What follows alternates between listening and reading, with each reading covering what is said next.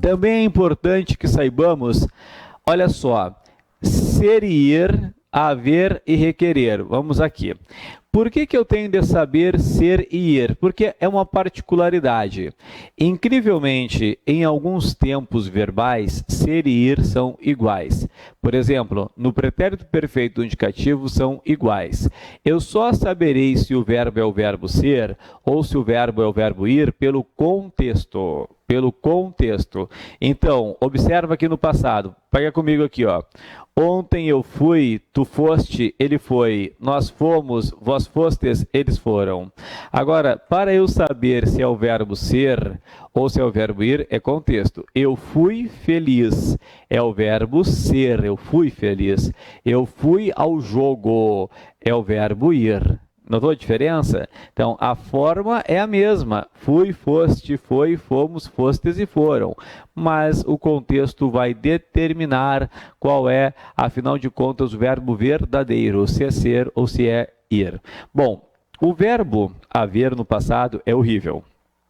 Eu ouvi, tu ouveste, ele ouve. Nós ouvemos, vós ouvestes, eles houveram. É que assim, ó, não é o verbo haver que cai. O que cai na prova é o verbo derivado de haver. Cai o verbo reaver. Reaver. E daí? E daí que o verbo reaver se conjuga igual ao verbo haver.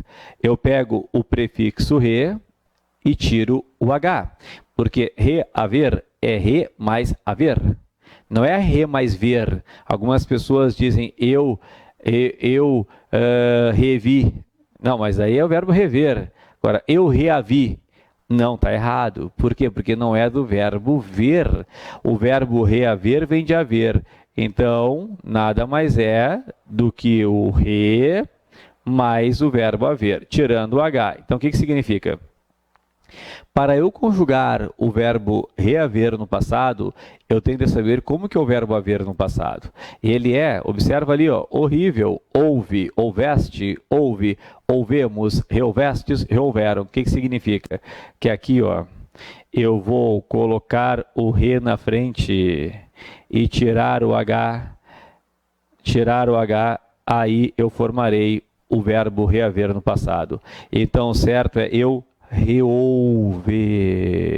Colocar aqui, ó, o certo é reouve.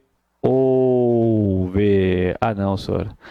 Tá falando sério? Sim. No passado é eu reouve meus documentos. O certo é tu reouveste o que havia perdido. Ele reouve tudo. Não há outra forma. Nós reouvemos, vós reouvestes e eles reouveram. Então, frequentemente, nós escutamos, ainda bem que eu reavi tudo. Não. O certo é, ainda bem que eu reouve tudo. Então, eu reouve, tu reouveste, ele reouve, nós reouvemos, vós reouvestes, eles reouveram.